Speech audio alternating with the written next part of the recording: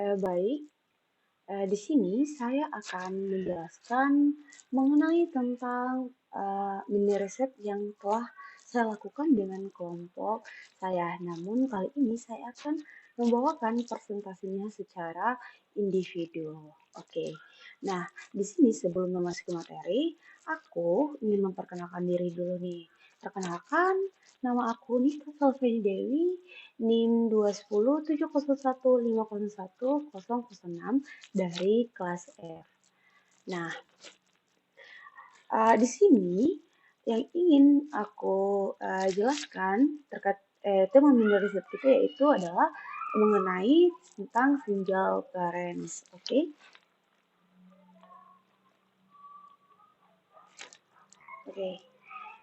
Sebelum kita memasuki tahap selanjutnya nih, di sini aku ingin menjelaskan terkait dengan uh, pendahuluannya dulu nih.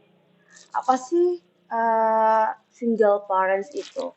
Oke, single parents adalah merujuk pada orang tua tunggal yang membesarkan anak-anak mereka tanpa bantuan pasangan atau suami atau istrinya. Intinya salah satunya sajalah yang merawat anaknya tersebut gitu. Nah, penelusuran tentang orang tua tunggal ini membantu kita memahami dinamika keluarga yang unik dalam konteks ini. Studi ini mengungkapkan peran khusus orang tua tunggal dalam mengatasi peran gandanya sebagai pemimpin keluarga dan menjaga keseimbangan antara tugas keluarga dan tanggung jawab lainnya. Oke, terus next. Nah, masih di pendahuluan, yaitu di Indonesia, jumlah single parents paling banyak pada ibu tunggal, paling banyak tuh pada antara ibu dan ayah itu paling banyak adalah ibu yang menjadi orang tua tunggal. Hal ini dibuktikan dengan persentase ibu tunggal sebesar 14,84%, di mana ini sangat jauh lebih besar daripada ayah tunggal yang ada di Indonesia yang hanya berjumlah 4,05%. Orang tua tunggal atau single parents adalah fenomena yang makin dianggap itu biasa saja dalam masyarakat modern, apalagi masyarakat modern saat ini. Bagi yang terpaksa mengalaminya, entah karena bercerai atau pasangan hidupnya ini meninggal, tak perlu terpuruk berlama-lama karena bisa belajar dari banyak hal. Sebagai orang tua tunggal, dituntut untuk mencurahkan waktu dan tenaganya untuk keluarga dan memenuhi tugas dan kewajibannya dalam bekerja. Dan semua ini terkadang harus dilaksanakan dalam waktu yang sama. Status, peran, fungsi-fungsi, dan prinsip keluarga juga itu akan mengalami pergeseran. Itu menurut Sirima tahun 2020.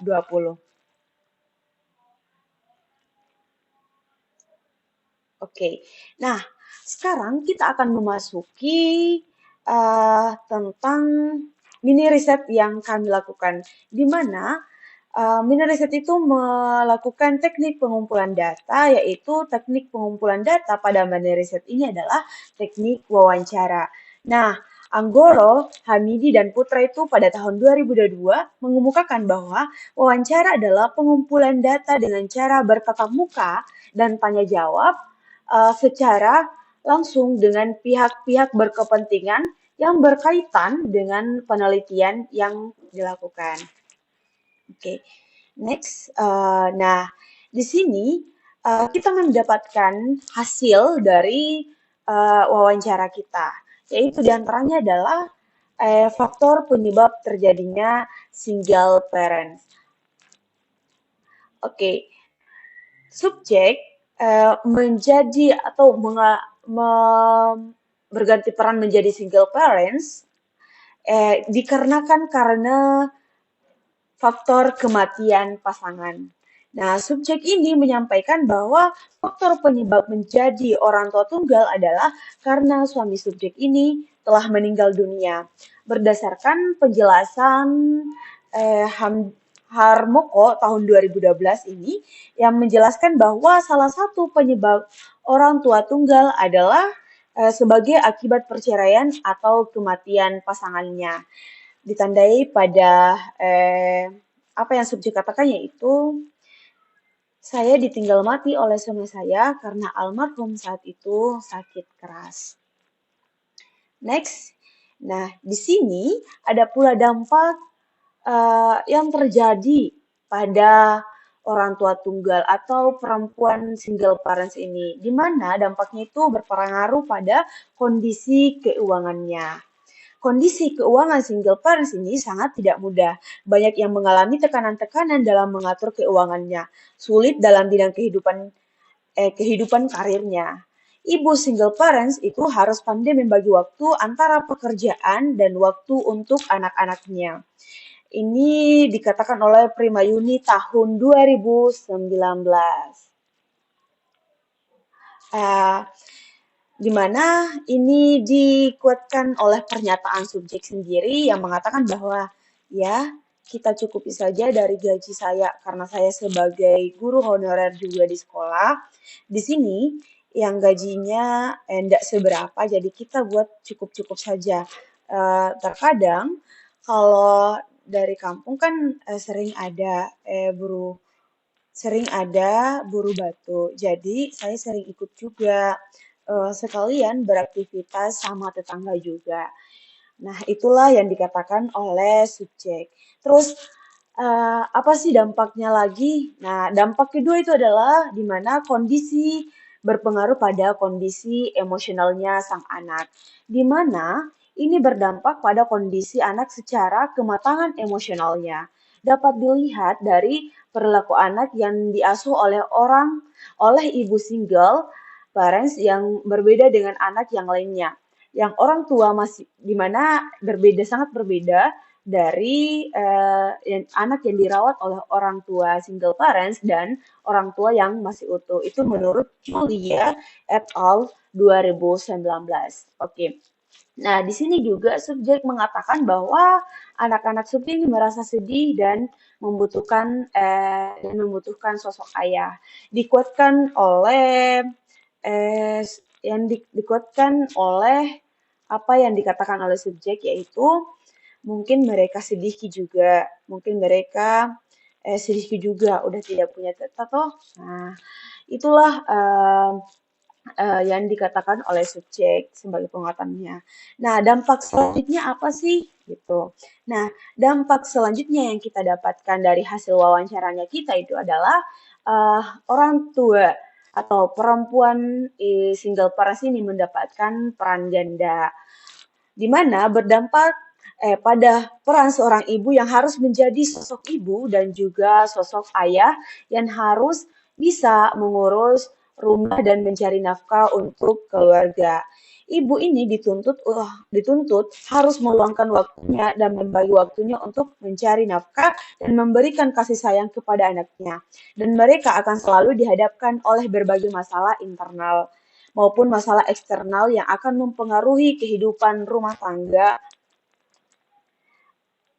Nah, di sini itu menurut Rahma 2000 maaf, itu menurut Rahma 2015. Nah, di sini subjek itu mengatakan bahwa ia bekerja sebagai guru honorer di sekolah dan mengusahakan selalu ada saat anak-anaknya itu membutuhkannya, di mana dialognya itu adalah bla bla bla karena saya sebagai guru honorer juga di sekolah. Iya, diusahakan selalu ada saat anak butuh dan dibuat mengerti saja anaknya. Oke. Next. Nah, dampak selanjutnya apa sih? Oke. Masih ada dampaknya nih. Dampak selanjutnya yang dialami oleh orang tua single parents, terkhususnya perempuan itu adalah di mana dia itu terkadang seringkali mengesampingkan kebutuhan pribadinya, di mana ibu dengan single parents ini rela mengesampingkan keinginannya demi memenuhi kepentingan yang ada di dalam keluarganya sendiri. Ini dikuatkan oleh dialog yang dikatakan oleh subjek sendiri yaitu bla bla bla bla, bersabar saja karena mau liburan juga ndak ada dana, mau jalan-jalan tapi kebetulan masih ada yang lebih penting. Nah, itu yang dikatakan oleh subjek sendiri.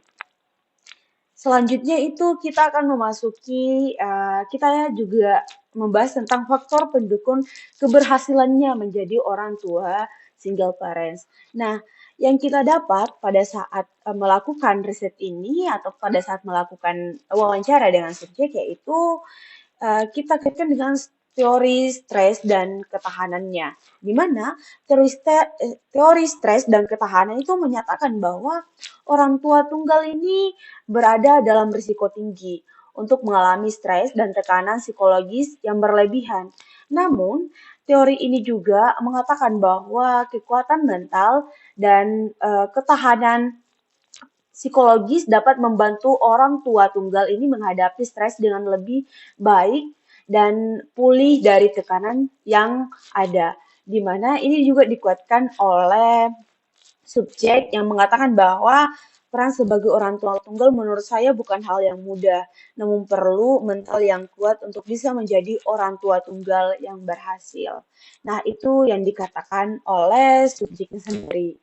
Nah, selanjutnya ada subjek mendapatkan dukungan keluarga di mana teori dukungan keluarga ini menekankan bahwa dukungan yang diberikan oleh anggota keluarga lainnya seperti kerabat, saudara, atau teman dekat. Nah, di sini memiliki peran penting dalam membantu orang tua tunggal dalam memenuhi kebutuhan anak dan menjaga kesejahteraan keluarga secara keseluruhan. Itu yang dikatakan oleh Williams dan Robertson tahun 2021.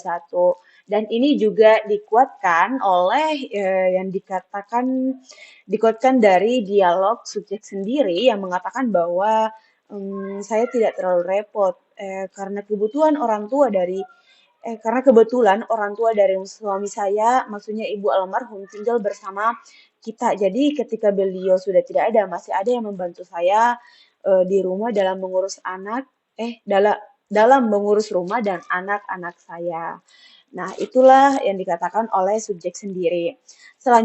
Selanjutnya, subjek ini juga mendapatkan faktor pendukung di bagian manajemen keuangannya. Nah, di sini manajemen keuangan yang baik itu sangat penting bagi orang tua tunggal karena dapat membantu mereka mengelola sumber daya keuangan mereka secara efektif, mengatasi tantangan keuangan dan mencapai kestabilan keuangan jangka panjang. Ini juga didukung oleh dialog yang subjek katakan yaitu ya kita cukupi saja dari gaji saya karena saya sebagai guru honorer juga sekolah di sini yang gajinya tidak seberapa, jadi kita buat cukup-cukup saja.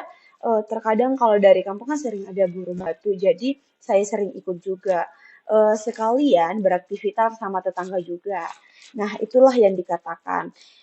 Um, Itulah yang kita dapatkan selama melakukan mini riset bersama subjek. Nah, di sini terdapat pula tidak terasa kita sudah memasuki tahap penutup. Nah, di mana di sini saya bisa menarik kesimpulannya bahwa berdasarkan uraian di atas dapat disimpulkan bahwa manajemen keuangan yang baik itu sangat penting bagi orang tua tunggal. Dengan memiliki perencanaan keuangan yang baik, orang tua tunggal ini dapat memenuhi kebutuhan dasar anak-anak mereka, mengatasi tantangan keuangan, dan mencapai kestabilan keuangan jangka panjang. Nah, faktor-faktor seperti dukungan keluarga dan kemampuan manajemen keuangan juga ini berperan penting dalam membantu orang tua tunggal dalam menghadapi tugas dan tanggung jawabnya. Dengan adanya pemahaman yang baik tentang manajemen keuangan dan pemanfaatan sumber daya yang tepat, orang tua tunggal ini dapat menciptakan lingkungan keluarga yang sehat dan fungsional serta memberikan kesejahteraan bagi anak-anak mereka. Nah, itulah hasil mini riset yang telah kami lakukan sekurangnya jika ada kesalahan dan ada kekurangan itu datangnya dari saya sendiri. Sekian presentasi yang dapat saya sampaikan. Terima kasih sebelumnya. Wassalamualaikum warahmatullahi wabarakatuh.